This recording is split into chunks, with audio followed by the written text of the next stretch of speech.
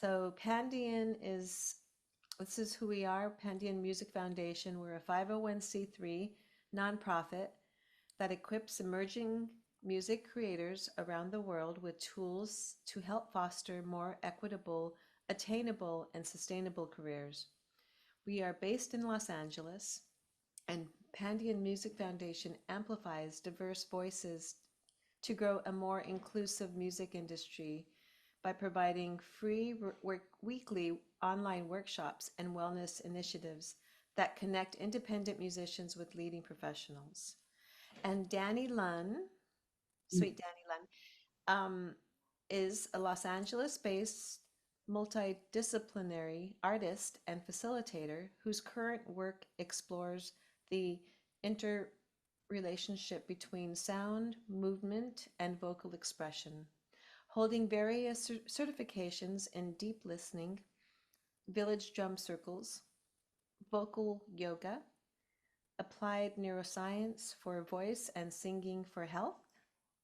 Her practice is grounded in dance, ritual, theater, and music, including BFA in dance and at Calais Arts. She is the co-creator of Rainbow Body Matrix and offering vocal quest sessions in residence at Electric Lodge, Venice, California. And I've been there. And so, so welcome, Dani. Can you tell us a little bit more about you? Sure. Thank you for having me here. Thank you all for tuning in. It's Thank such a, yeah, no, it's passion projects. About me, it's taken me a while to figure out I'm a multidisciplinary artist. I grew up in a household with musicians, artists. My dad was a composer, multi-instrumentalist, primarily known as a bass player. And I grew up with him on the road and recording sessions. So like I lived growing up, like that was the norm, that the music career. And my mom's an artist. She's a vocalist, an actress, dancer, Renaissance woman, healer. she's she's just amazing. And just growing up in that environment, I didn't realize like what a transmission that was, and that it's such a unique perspective, and just that idea of being creative and carving your path and living a different path. And so my foundation, my home, I think really shaped me. And then finding my own voice has been this journey of playing music. I started playing upright bass, classical music, and also at the same time studying dance. So I had these two different tracks going on. And the common thing is expression, but the disciplines itself would pull me in different directions. And yeah, it was hard to keep track of both of them. And when I had to go to school for Cal Arts, I narrowed down because there's that pressure to focus on one thing. And I went for dance. But it killed my musician, like inside of me, like I realized I'm like, I need music. I'm still expressing my musicality. It's not enough for me just to be a dancer. And then I also went into like, okay, I'm just going to be a musician, playing bass or electronic music or vocal work. Really depends on the project. And I need to move, or I'm starting to notice my body is, these repetitive motions. I'm having some kind of injuries, or the reality of lugging your gear and all this other stuff like took a toll. And now go back and forth from dance and music, dance and music. And in 2016, I had an injury where I was paralyzed from the waist down, and I had to stop everything. And it was like this huge leveling where I questioned everything. And from that, I began learning all these tools of breath, of movement, of having to slow down and like start all over again.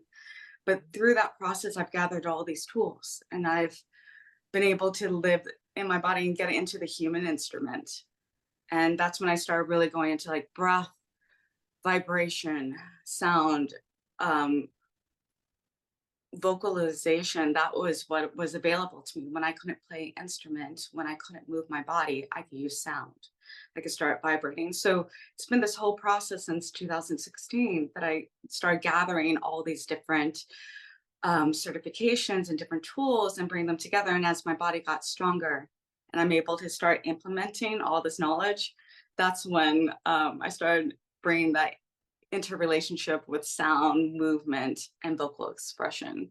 So it's been, yeah, it's a journey and I'm still in it. And it keeps, I don't know, there's something about really trusting the human instrument that no matter what we play, no matter what's going on, you live inside your body for your whole life. And to keep that relationship and keep that curiosity and keep the passion alive within self first and that inner muse. So that's my journey up until this moment. Amazing. And so just yeah, so it's great because I saw you dance as a young one with your mom Vera, Yeah. and and I've been to performances and even dance when your dad was playing I think percussions. Was he playing also? Yes. I'm Mhm. sure he was. Yes. Right. And so, and also to just some of the dancers around you, I got to know, and just it's been a nice, beautiful, for me, it's been a great, you know, it's great to see you go through this kind of arc. And I love how you use sound vibration to help heal you, because I'm sure that helped your healing process, just through um, connecting your voice. You can't move your body, you were paralyzed for a little bit for I don't know how long, but it sounds like it was pretty intense and Yeah. like a long journey for you. But yeah. So I think that through sound and music, that's, we are our community here are music lovers and creators, and it's all about the sound. It's all about sound vibration. And so we sometimes we get caught up in making the music and doing all the production and everything. We forget how important the sound, how healing the sound, the words, the melody, the vocal is to ourselves and to the world, right? Yes. So how what are your big inspirations around all of that these days? Like I know that you have this um you started this body matrix, and so and vocal quest sessions. How does that work, when you're leading a class or when you're just, one-on-one? What does it look like? And maybe our community can understand a little bit better about this. Yes. Well, Rainbow Body Matrix is a co-creation with my mom and I. That's been an ongoing thing too. A through line throughout the career is that there's a family practice and a legacy, and yeah. So it's the practice I do with my mom. That's the vocal quest and Rainbow Body Matrix, and we cross pollinate with different modalities. My mom has a background. She was an opera singer. She went to Berkeley, vocalist. She's vocally trained, and she's also a healer and has um, and meditation and guiding. So we found this intersection where we could bring our gifts together, and so we'll work in groups. Working in groups is really wonderful because there's that group empathy and that co-regulation that happens in a group. Well, it shifts. There's usually a different theme that we're working on. One of it could be your ancestral song, right? Remembering. And so we'll build up leading up to it. I'll start the first half or a third of it with warming up our body from the vocal yoga or different somatic experiences, so just sounding. It could go from anything from head postures, vocalizing, getting a breath, permission to get weird, bringing up these held patterns, going against the wall, phonation, using sound, just really exploring, getting back into playing, getting back to expressing. And just like how the piano has 88 keys, playing with our whole range, right? Not just getting into this one, mode. So that part first, just to warm up and get into our body, into our human instrument. We'll do seed syllables, going through different tuning the body, using sound, the vibration, lom, vom, and feeling the vibration, not just doing it, going through the scales, but just really feeling, allowing it to be a felt expression.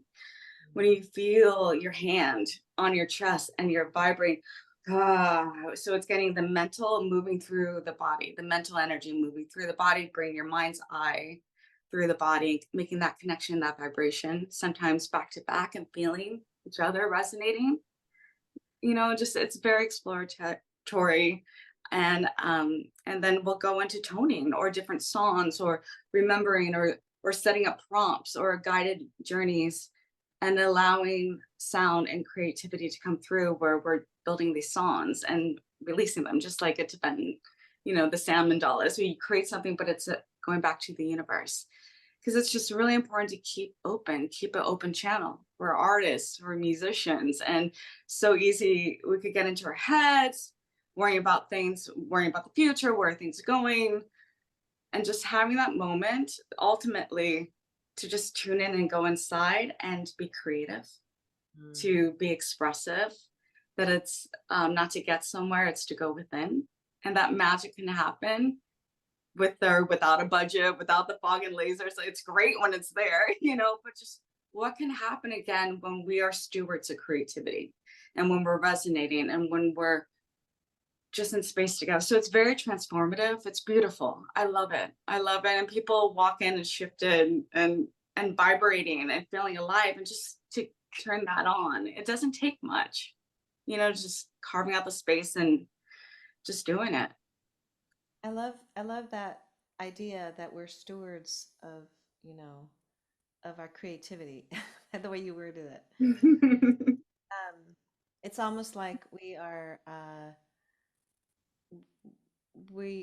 connecting. When you say steward, it sounds very connecting with each other rather Mhm. than I am the creator of this music. It sounds like, we are passing through, holding space for the sound, Yes. and that sounds great. I like Right. that. And so also that thing of like, where's the creativity? Where's it coming from? Like that antenna, I'm playing. And it's just like how great free writing is, right? Like those things where you just like timed writing or something that just keeps the channel open. It's a discipline itself just to keep open, right? Rather than this has to be the best song, just get a melody, anything play that you can build from that. And it's just to keep playful and creative. Love that. Love that. There's a few questions that we have for you. Okay. Could you explain the concept of deep listening and how it applies to musicians? Okay. Well, the practice I have to honor Pauline Oliveris, who um, is in the celestial realms now. She is a composer, a humanitarian. She developed deep listening practice, and I'm one of the many stewards of her practice. And it's ultimately about remembering to remember to listen. So there's all these different practices, remembering to remember to listen. There's a lot of excluding sounds, right? Like when we're in the recording studio, right? Dampening, muting, all this stuff. Her practice is radical inclusion. How many layers? What can you focus on? It's the opposite, like also being that consciousness of when you're playing at a stadium, the room is part of the experience too. You're playing the room, you're playing the stage. Playing in your room is going to be very different than if you're in a coffee house. The way that you play the recording session, the acoustics in the room is going to also be part of the experience. So it's just this consciousness. And she has it also combined with Ione, her life partner, who's a dream keeper, and a movement practice with Heloise Gold. And the idea is that you're listening with your body. There's the listening body, you're listening in your dreams. You're listening, it's 24/7 listening. And so it's this whole practice where it's a living practice, it's evolving. And I was so inspired. I met her a couple of times, and just that radical shift in that paradigm shift where she was in the 50s, 60s, um, as a composer, gay woman, like going through all these different experiences, going like I could lead a path as a composer, a very isolating path, where I probably won't get commissions for my work and I could be struggling, or I can bring this, I could shift it into building a community and building these practices that's kind of leveling out from the good musicians, the people who've never experienced, and she would find these places that we could all make sound with each other. And she was also dealing with like Vietnam War and just what was going on in the world, and started learning meditation, and she wanted to bring that into the spaces of conservatories. She wanted to bring that mindfulness. So it just started developing. And that, what I love about it, it's still evolving. Even though she's passed on, it's still alive, it's living. And one example is extreme slow walking, one practice of just slow walking and feeling your feet on the earth. And it goes on for like maybe 5 minutes, 10 minutes of just walking. And you can imagine that your feet are ears. And are you listening to the earth? Are you listening? Are you tuned? It's really profound. So it's different than just mindfulness. It's really your whole body. Is it listening? Are you aware of your body? Do you listen to the sounds in your dreams? Mm. What are the sounds in your dream? Like that, like woke up so much in me going, I never thought about that. What are the sounds in your dreams? Right. So yeah, it's just this consciousness. Yeah, it's a beautiful practice.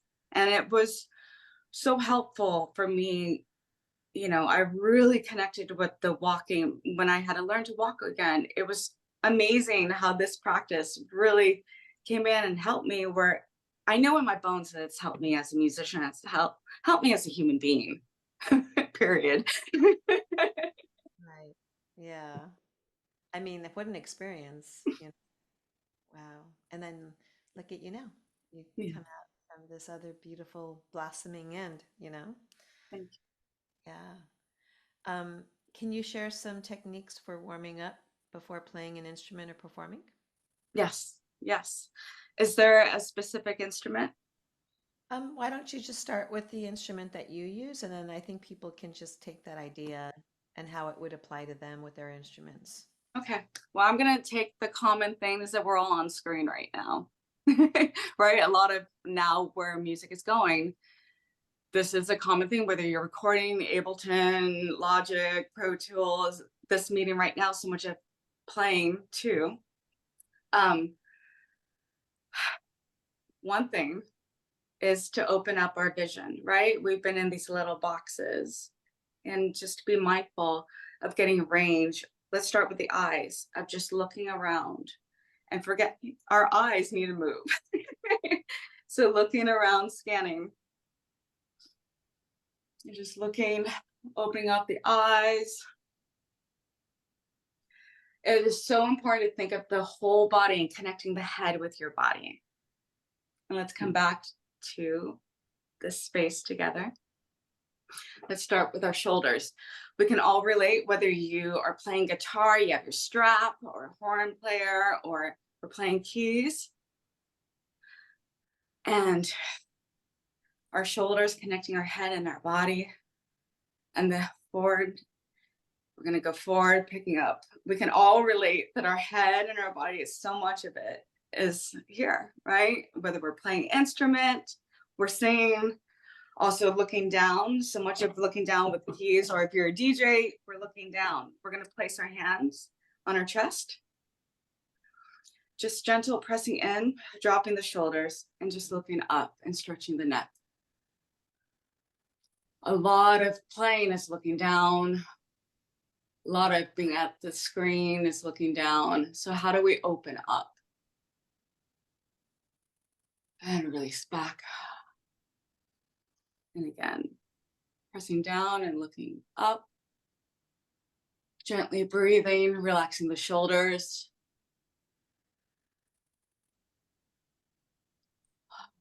Good. I like to interlace the hands and the chest and get vibration in the chest. This is when I like using sound, permission to get weird or expressive, and getting in.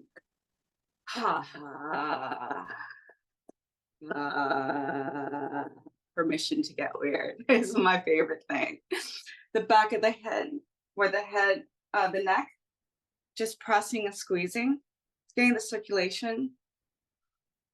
It doesn't take much. It's just where are we and what brings the mind back into the body, what drops us out of our head and drops into our body.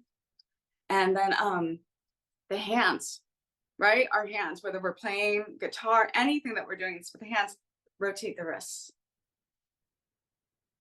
And that also helps with our breathing.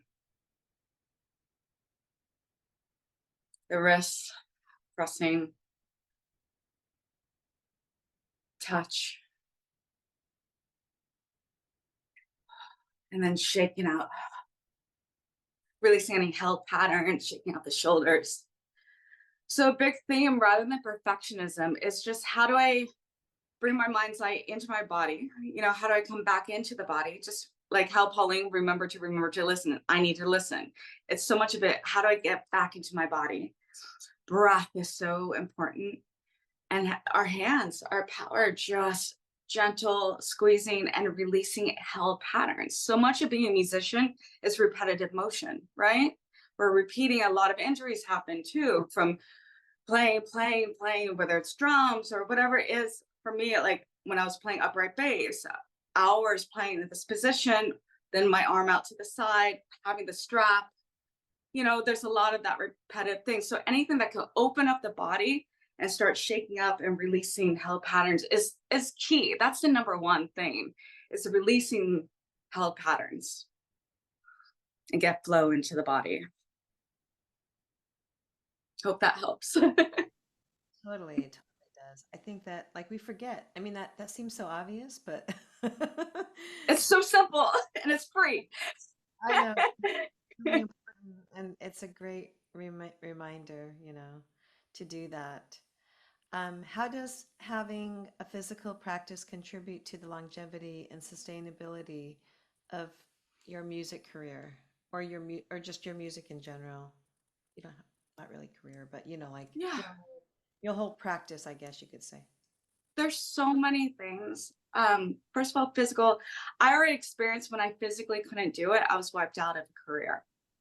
You know, so we live inside our bodies, right? There's so much you know what I say, we want to be physically in our body, but also a key thing is musical expression, right? What do I need to do so that I'm available to be expressive? It's really challenging to be expressive when you're injured. It's really challenging to be fully expressive when you have physical pain or stress. And so the idea is, that they come together. It's not just, exercising to be fit, right? There's so much emphasis now and so much shame and so much about like what we should look like and all this stuff. But the idea of how do I feel? What is the feeling of thriving? What is the feeling? What is the emotion? What's the expression? So the body is the container so that the expression can move through you. So I like thinking that they come together, like to have a holistic, longevity. And I know that so many paradigms studying, it's not introduced to be in relationship with your body. Rarely, right? It's like right away, it's about the instrument, it's about execution, it's about all the stuff. And the idea that it is so physical, a violinist playing, if you have arthritis or anything like that, like it's really hard to have that dexterity and to have that expression, to move and to enjoy it. Yeah, So, you're right. Like just even your typical instruments for, like guitar, bass, drums, all of that takes so much energy, and you're constantly doing it, down from your, getting calluses on your fingers to totally. your neck, Yeah. And like you mentioned, all of that, it's so valid. Yeah. And so you kind of mix your dance and a little, sounds like like yoga kind of idea movement as well into that, which is very helpful. And I love that. So, um, what advice do you have for musicians experiencing like career fluctuations in terms of maintaining their physical and mental health? Since you're such a wellness teacher at this point in your life. Yeah, to think of waves, right? Our career, things happen in waves, right? And that's it's intense. You know, like living I grew up in a household with it. There's times really thriving and you have an amazing gigs and all of a sudden something's cut like that, or right now, like where are things going? There's so much that gets us in our head. The biggest anxiety is not being in the moment. So I think any tool, any just building a toolkit, just like if you're a guitarist and you have your pedals, you know, you have your tools. You don't use them all the time. You don't always use the flanger, you don't always use the reverb, but you have them for when it's needed. And so I think it's really important to gather a toolkit, you know, of what do I need in this moment? Because sometimes my tools aren't going to work, right? Sometimes it's just shake it or taking a walk, you know, like it really depends.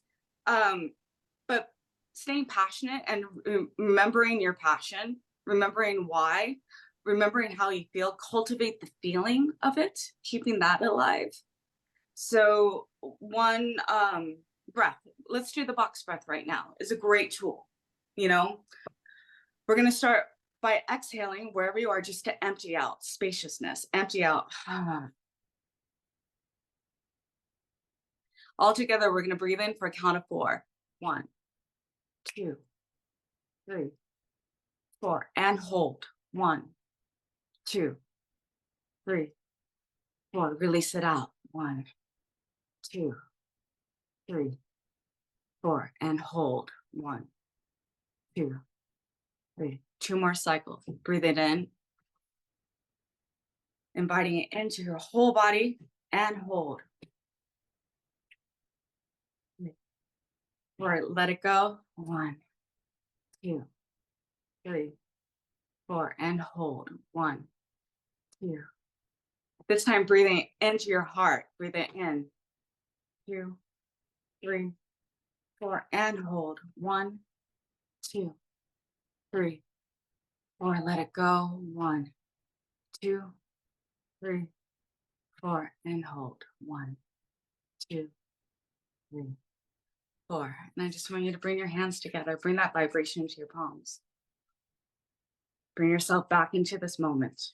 And placing a hand on your heart and remembering what it feels like, reconnecting with your passion, with your inner muse. What does it feel like when you're thriving? What's the feeling of what you want? Rather than, if we can't see it, what's the feeling of the next job, of the next gig, of the next win, of the next thing that's going to light you up? Hmm.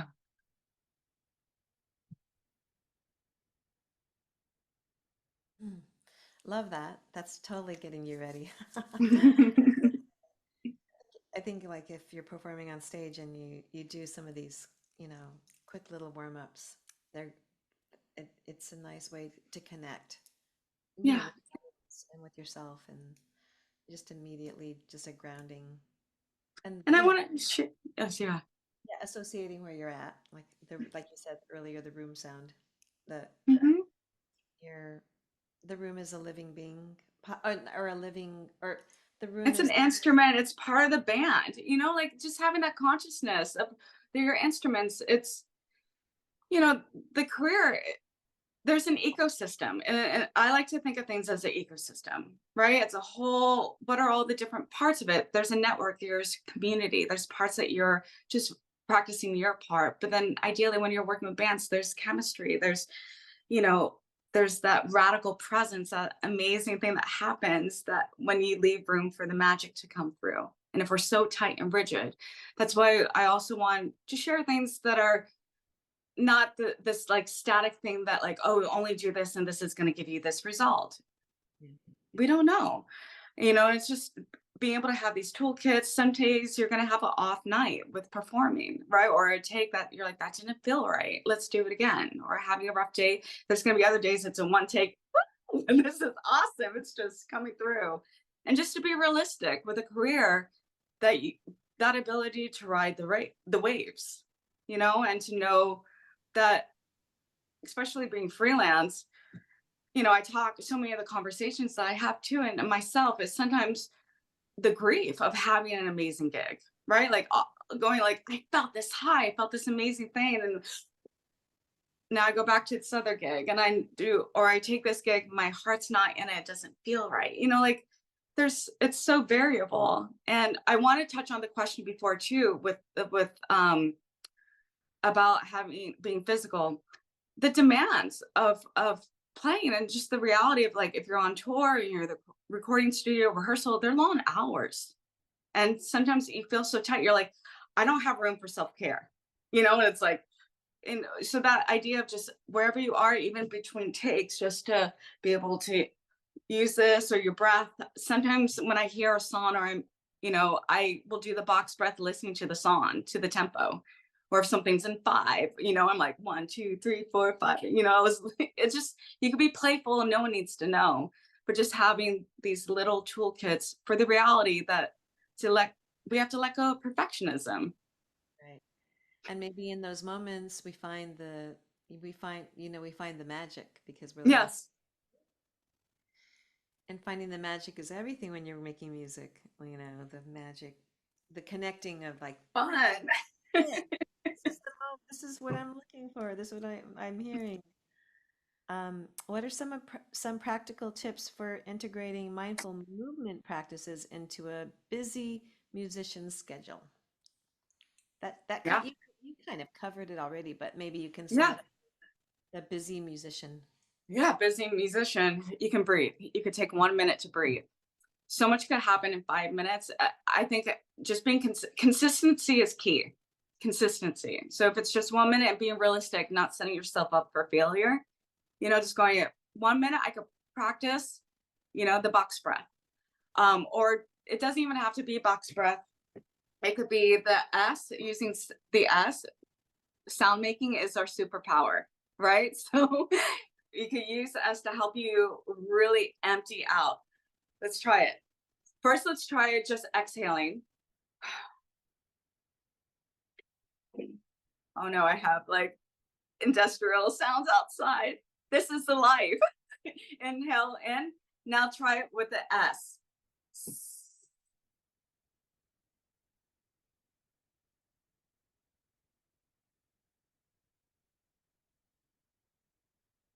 So already our sound, right? We're superpower musicians using sound, being sound makers. Now I'm going to take it up. The same thing.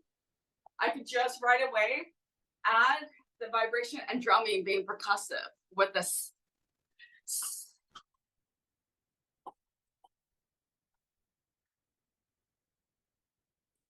Same exhalation, the whole body. Permission to get weird. Just to shake it out.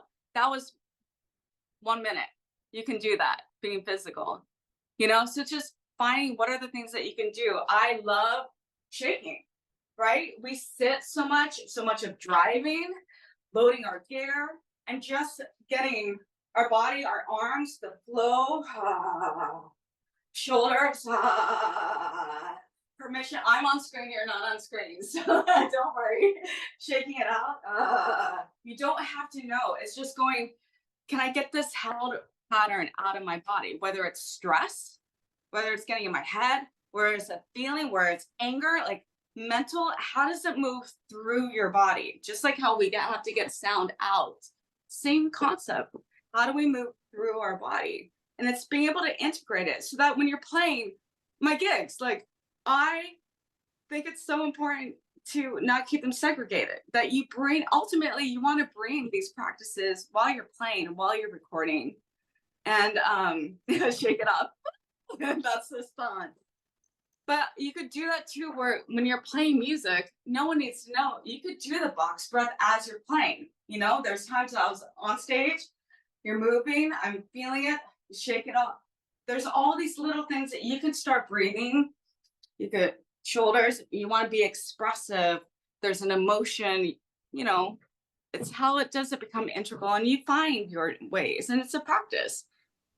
Yeah, and like you could feel that when musicians do kind of do that little movement when they're performing, Kinetic, really engaged. all the connecting energy for sure. And I love that. I love that's such a great reminder. Okay. We all know this, and that's the thing. It's like, oh yeah. Right. Right. And they're free. Breathing, moving our whole body, being expressive. My energy, right? It's like if I'm just holding, containing, and playing a take. If you bring your energy, all the people I love, like Bowie, like they're shapeshifters. There's energy. You're magic. You get enough logic in your left brain, but then that creativity, and you want them to work together. Right. It's like almost like coming back home to this, you know, expression that combines it all. You're in that Mhm. moment and feeling free to be that. Yay, those are great, great tools. And I love your toolbox, visual. Like I have that too, like my invisible toolbox, what can I pull out at that moment? What can I sing over and over again in my head that's going to help me calm down? Or what do I need? What breath do I need to have at that moment? Or my body's feeling kind of tweaked. What am I going to do for that to help Mhm. the neck or the back or the legs or the knees? Like those are just like your own, making your own invisible toolkit reminders and then going through them, right? Right. And that whole thing of like you do with your instruments, right? It's the same. I think great to think about like metaphors, but applying that to our body. You know, I think that's the difference. There's so many incredible like physical therapists and modalities, but so little tailored to a musician's practice and to feel really relatable. Right. And that idea, that's why I like to go back, like the human instrument or the 88 keys, where even though you might be playing and droning something or staying in one register, you still want to make sure everything's tuned because something might come up or the next song. Same thing applies to our body. If we're just always focusing on one part, you're like your whole body and just bring that awareness Mhm. that you're available. You're available, right? Lovely. Um, so yeah, we have a question from Lily. Lily, can I unmute you and do you want to ask directly? Oh, hi. Yeah, I can read. I'm sorry, I don't have my camera on by my window. Hello. Hi, this has been great. I really, really like it. I've been focusing on mind body exercises for myself lately. So, yes, my question, I wanted to know what you think of a regular humming exercise as a practice. I mean, we all know that as singers, it's good to warm up the voice, but I have also heard that it's supposed to also be good for the nervous system and immune system. And in yoga, they call it the Brahmari pranayama. So I was wondering if you had experience with this and if you've been doing it for a long time and how has it made you feel and your other people that you work with. Thank you. Thank you. I love it. Yes, humming every day whenever possible. It's there's so much research on it. I would rather us have an experiential practice right now. That humming, first of all, just hum. It's and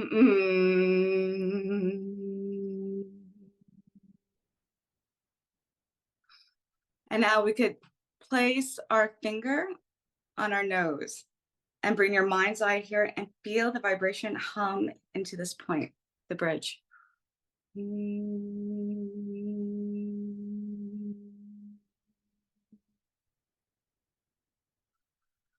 Beautiful. And now we're going to hum, bring our mind's eye and vibrate sound into the palm of the hand.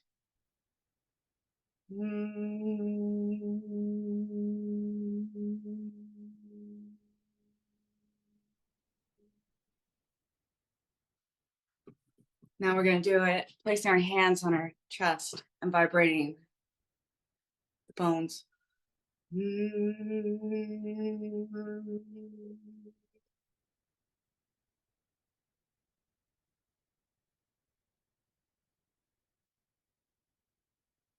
And then we could bring it down. I'm going to come up so you could see my hands on the belly. We could play with it, send the sound lower so that we could vibrate.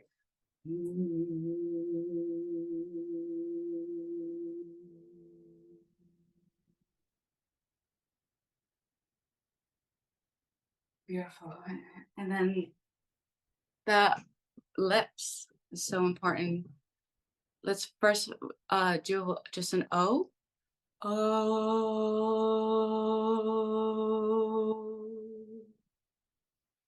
And then we're going to do again the O, and then slowly start closing our lips so it starts going to the M humming.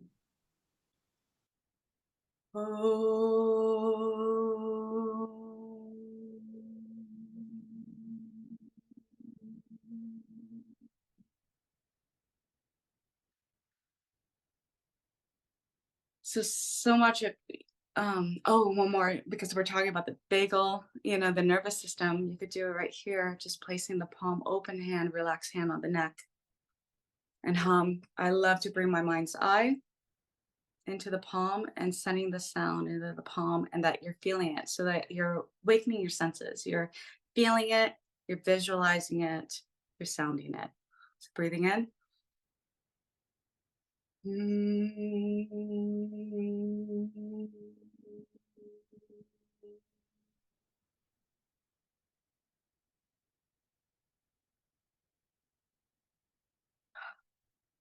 So hopefully you could feel that, just using our creativity and our playfulness and exploring different parts of the body. So if you're feeling tension in your shoulders, you can do that too. That scan.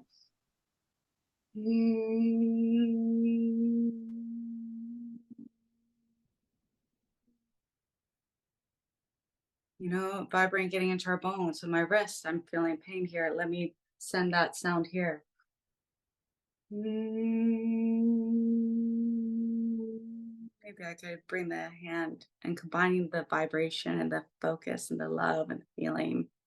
So you could see how you could start stacking these different tools, but it doesn't take much. But humming is beautiful. It is soothing. It's beautiful also, it's a felt expression, right? We feel it.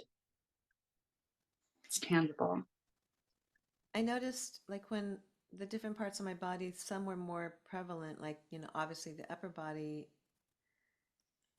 from the neck all the way down to the belly, or all the way down to the chest. And then Mm-hmm. once I got to the belly, mm, and the hand, it was a little more subtle, Mm-hmm. right? It's almost like you have to really go, like, just really feel it deep. But the obvious ones are Mm-hmm. back here, up in your head, and then, yeah. And the ones that are further away. And let's think about as now applying it as a musician or a recording studio. Like, when are you the voice and it gets to the point that, like, oh, now I need a microphone. But if you're just always relying on a microphone, you can have atrophy, right? Skill atrophy of relying on something outside of yourself. So it's also, this is at a point too of going, the vibration, if we were able to see like cymatics, the visualization of sound, you can see the vibration. It's the humming's very gentle. It's a gentle sound. So you can feel that it's vibration, and you can feel that it's very astute, that you're not going to feel it so much. It's more just sending the energy, and it's getting more into the mental, but this is when I started adding massage, right? Going like, oh, I'm sending the sound because it's also going to calm my nervous system. And if you're not in rest or digest, like the most important thing, if you're dealing with injury or if you're dealing with pain or you're dealing with anxiety, you have to first get into that state, so that you get into the state, and then you could bring the massage and other exercises, and it's just support where the sound's not really, the the loudest in the mix, you know? Yeah. And so I can see how that was probably one of the really important healing tool when you're healing your body, Mm-hmm. doing your humming, and Mm-hmm.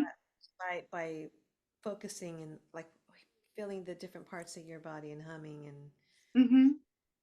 and sending that, right? That vibration to that It part of changed me forever. And that's the thing for me, it's in my bones. Like, it's not something that I know or I think is going to help. Like, these are all things that I'm a laboratory. Like, being told I probably won't ever walk again. Like, if I had nothing to lose, I was like, I don't know what to believe in. Show me.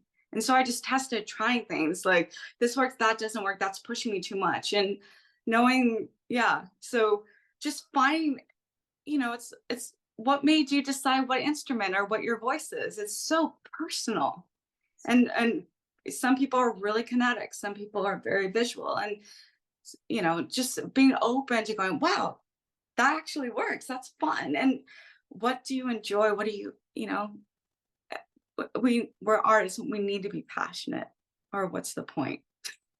Absolutely. Absolutely. And we need to be playful with that, right? We need to Hmm.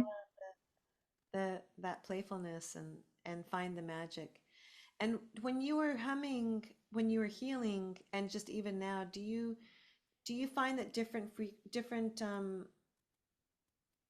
keys, different like help in different ways? Like when Hmm. we went down to our belly, we went lower, right? We went to Hmm. a lower zone in our humming. Yes. Do you do you do that often? Like the different. Yeah, depending on, and that's the thing, it's like what is appropriate, what's efficient, what's just like I play bass, right? Like feeling those vibrations is gonna affect you, it's gonna move through the body very differently than a piccolo, like these jarring sounds. So that's why I also want it with voice. What's so fun, first of all, it's in your body, it's designed for you, right? We're all custom made for ourselves, right? And so finding these registers, and that's why I wanted to play, like using the hand. I'm gonna stand up because for me it was exploring. So anything I was learning, I started exploring with the body. And I think it's really important to get to our bones and feel, people say, oh, that really resonates. So you're like, does it really resonate? Feeling the resonance in the body, feeling the different sounds. So I could go like, oh, and I can play with these different sounds and find where's that sweet spot, where's that tone. If I'm going to go lower, I'm not going to be up here because that's going to help bring me up into my head. I'm going to go, oh, for me, humming, I have to be louder. I have to be more like, shaking. Oh, for me to get vibration, I'm going to get lower. Just like you're going to do a sound, you're going to sing other rock or things. You're not going to be like, oh, the chest and straining. It's the same thing as finding the instrument, knowing your instrument, knowing your body, what registers, what's moving, what is the tone, where is it in the body, but you can feel it. And that was the big awakening that I had with going through not being able to move from the waist, not being able to feel like my nerves, like it was, I couldn't walk, I couldn't move my head. I started listening to my sound, like it was a rebirth of being able to hear the Doppler, hearing the cars, hearing movement outside, hearing people in the house, like it awakened my senses. But we can do that with our body and explore and play, like the music that you love, where do you feel it in your body? Where do the drums, when are you being moved by it? When is the sound, where is it moving? For someone it might move, they might feel in the chest and that's their truth. For me, I might feel in my belly. So it's just like really being able to make it a felt experience rather than an intellectual. Yeah, like sometimes when you get the goosebumps, Hmm. it's just so good. You can really feel it on your neck and all through your back of your arms, Hmm. and you just get this buzzing feeling, and then all these like beautiful emotions are connecting with those feelings, the physical feelings, right? And Yeah. that so it's great. I love. And it works with me and it applies and makes me better. Like I spent the last 10 years a lot with vocal arts or even a sound art, but vocalizing and using effects and pedals with a microphone and different reverbs and all this stuff. But feeling the movement, feeling through my body brings different qualities out of my voice. And so that's the other thing too, is how to respond and how to get in this exchange that the movement's moving me. Or like if I'm listening to Afrobeat, right? It's this groove and this ostinato, and it's bring out this whole other quality in my body. That there's all these different ways of it moving through, but it has to move. That they're sound waves. They're moving through us. When we're in the audience, when we're on stage, sound, bass, these frequencies are moving through us. We're water. They're moving through us. It's amazing. Amazing. And I actually am having a little visual for you producers that are listening, or watching this later, who maybe some of you don't play an instrument all the time, or you used to and now you're relying on your DAW. Hmm.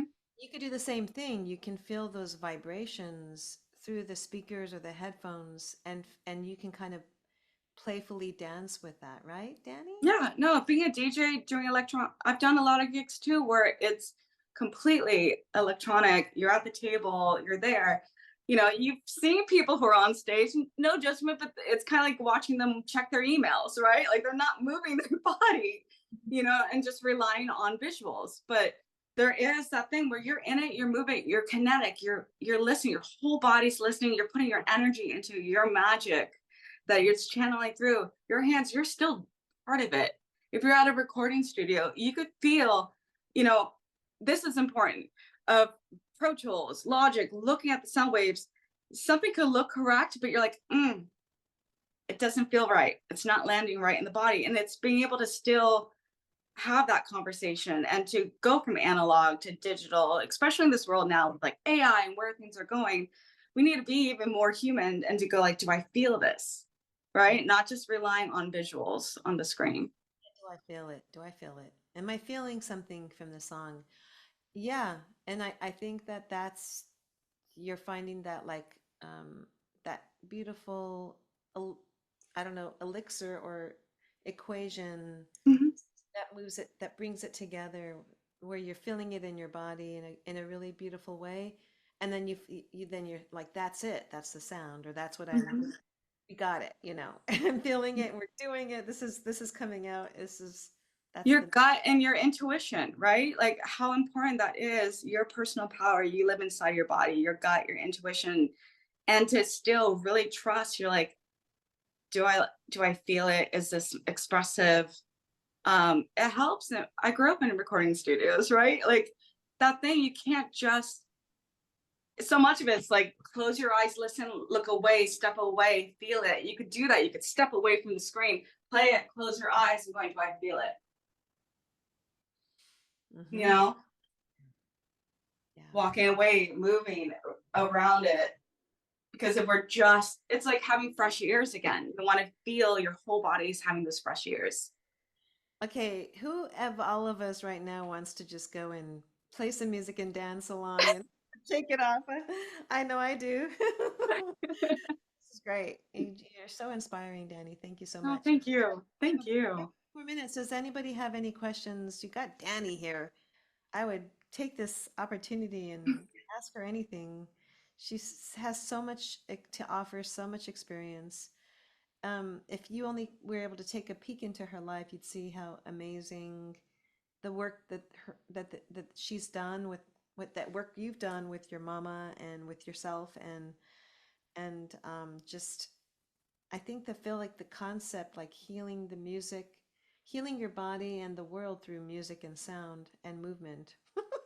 It's kind of like that. Yeah, Let's do it. Who's on yeah, board? yeah. It's when life makes sense to me. That's like how I would describe you both. You know, yeah, definitely high level healers, and I feel it.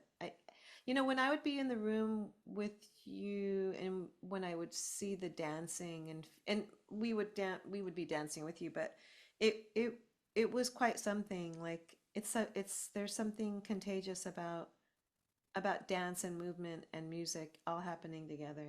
And Yes. I don't know. I feel like maybe this is where you can separate yourself from AI too. Like not that you need to not that you ever need to compete with something that's not human, but in terms of just breaking loose of that like perfection, like you said, Mhm. the movement, finding that movement in your music. Lovely. And to be able to, I think just the biggest takeaway is just to have range, right? And just knowing with the career and the tie back of like thinking that making this a living practice, so that also moving with trends, moving with things, but what is that threshold that it becomes atrophy, that you're relying on something outside, and just to always keep connected that you are the sound maker, you are the instrument, you are this vessel, you are this child, this, and that keeping that alive and just having your toolkit and making sure like keeping the range, even though for a long time it could be just one chord, it could be one style of music, it could be one kind of thing or one gig that you have for a couple of years, like keeping the range, I think is just so important. And I'm just having another visual as you're talking, like that also makes it unique to yourself, or Mhm. each one of you, like your own sound, your own, nobody can replace your own uniqueness in your Yeah. music sound. You're all unique in that way. There's nobody, Your nobody, voice. No one will ever have your voice. right? That's the thing that just fascinates me about that, and to be able to explore it. And there's this idea of just this one tone or one way of expressing yourself that, ooh, you could play with all different qualities. Or if you're singing a song, like if there's a character, some people, why I put in my bio ritual theater is that sometimes, you're working with an archetype, or there's an album and there's a theme and there's a character, and you want to get different qualities out too. But if you're like, no, I only sing this one place, you're like, there might be a whole album, a body of work, a tour where you see people where it's this theme, like you're a shapeshifter. And then it's even, yeah, so many pop stars do that too. It's just like, it's conceptual and people gravitate towards that, right? It's magic, it's playful. And to remember that that's where we play music, play. Very playful. And you feel the energy when it's playful like that. And I don't have to name a lot of the artists, but there are that. So Danny, one more question, and then I'm going to close up with Okay. things I want to talk about before we let everyone go. So, Lily, question: other than movements, do you practice visualization? Yes. Yeah. I visualize. I'm very visual. Symbolic symbols are great, right? It's really important too, because it opens up the right side of the brain, creativity, symbolism, you know, whether it's colors, whether it's lines. Um, Sometimes if I'm working with there might be a color, there might be a visual. Um, I can also visualize if we're talking about recording, right? Like a mixer, Yeah. what's the mix? What am I pulling down? What am I pulling up? What am I dialing? Right? Might visualize that I'm a radio station. What the stars? Like just finding what lights you up. What's your symbology? That's part of your toolkit too. If you're on stage, there's a lot of meditation, a lot of things going like, can I see my heart? I could visualize golden light in my heart, feel it, see it, my passion, my pulse. Now, can I see that light visualization around my physical body?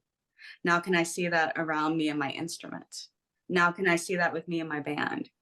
Now, can I see that with me in the stage? And now, can I see that with me in the audience? And now, can I see that going out into the universe? So, like, it depends, right? It's just what do I need and what's going to help me bring magic and open up space, you know? Beautiful. I do the visualization exactly like that. I start with myself and then I pull it Mhm. out.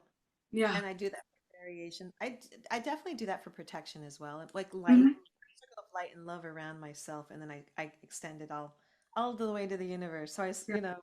and it really does feel powerful. Like you feel Mhm. you can kind of drop into this place of being protected, or being or having that light around you, that shining beautiful light of Yeah.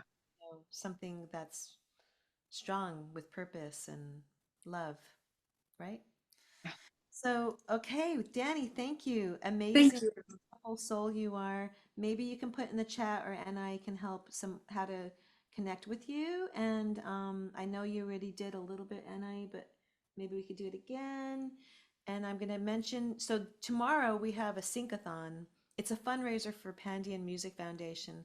2Indie is collaborating with us, and they are the ones that are throwing it for us. So John and Sonnet, and you can find all the information on our website and also 2Indie's website. And so we also have a newsletter that is about that. And so what happens is the donation is to play your song. So it's $25 to get it on the list to play your song.